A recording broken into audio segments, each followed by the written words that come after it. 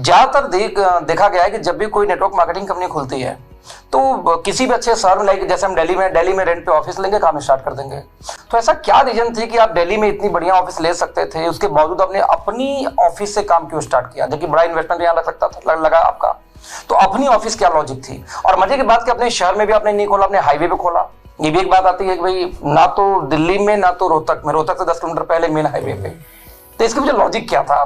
देखिए पहली चीज अखिलेश जी, एक चीज को समझिए जी, जब आप बिजनेस करते हो ना तो सबसे पहली चीज जो उसमें आती है वो दो चीजें मैं हमेशा फोकस करता हूँ। एक बिजनेस स्केलेबल होना चाहिए और दूसरा सस्टेनेबल होना चाहिए। जी बिल्कुल सही है, राइट।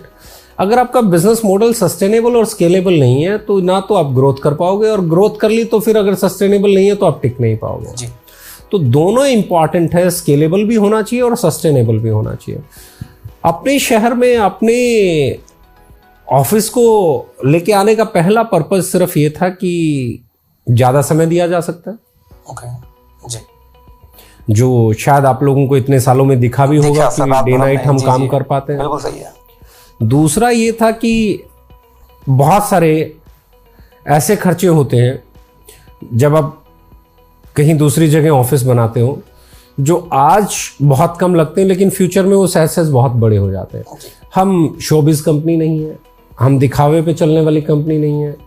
तो हमारी प्रायोरिटी ये थी कि हम एक ऐसी जगह बनाएं जहाँ पे हम वेयर हाउस बना सकें, जहाँ पे हम ऑफिस बना सकें, जहाँ पे हम लैब बना सकें, जहाँ पे हम फैक्ट्री बना सकें, और ये सब है ना भीड़ भाड़ से थोड़ा सा बाहर हो, जहाँ लोग इजीली पहुँच सकें। बहुत सारे लोगों ने मुझे बोला है कि यहाँ ऑफिस होना चाहिए, वहाँ होना चाहिए। मुझे लगता है ऑफिस वहाँ होना चाहिए जहाँ आप बेस्ट इंफ्रास्ट्रक्चर क्रिएट कर सकते हो।